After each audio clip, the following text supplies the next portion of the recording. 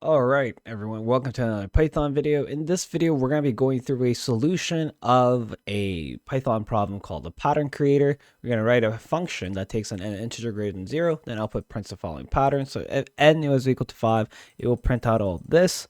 And we have a very short function here that does that for us, where we have this num, which is going to be our upper limit, and by going through this for loop, it's going to be calling upon this create line function that which we have also created, and it's going to be outputting the following pattern that we would like. So let's just do an example run.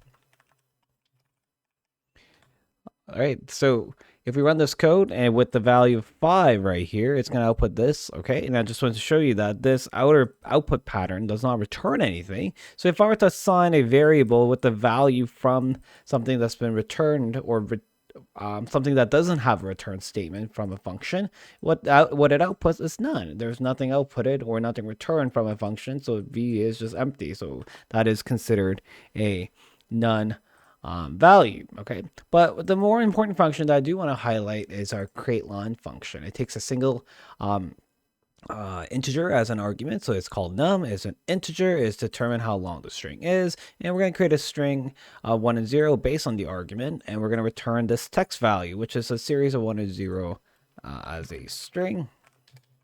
Let's write that down. Okay, so our goal is to take this empty string of variable text, okay, it's an empty string, and we're going to grow it based on the value that we're looking at, okay? We know that this is going to determine the length, all right? So therefore, I did a little for loop, looping from 1 to including that number. And what we're this is very important for us because what we're going to do is analyze a number that the for loop is grabbing right now, and if that number is even, we're going to add a 0. Otherwise, we're going to add a 1 if that number was odd. Okay, that is because when we go from 1, 2, 3, 4, 5, 1, 3, and 5 should be adding to 1, which is exactly where they should be. And anytime we hit a even number, is adding a 0 where they should be. Okay.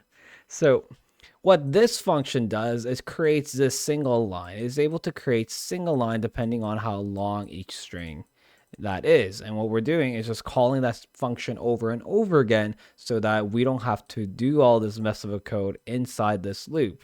Okay. I personally like to do this to avoid having a loop within a loop, in terms of you're still doing a loop within a loop, but it just makes your code more readable because you have that inner loop just in a handy dandy little function.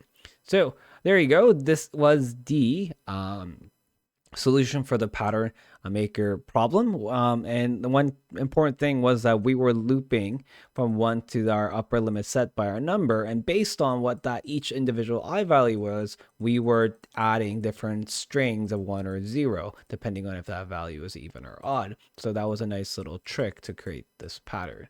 And as always, thank you for watching and stay classy.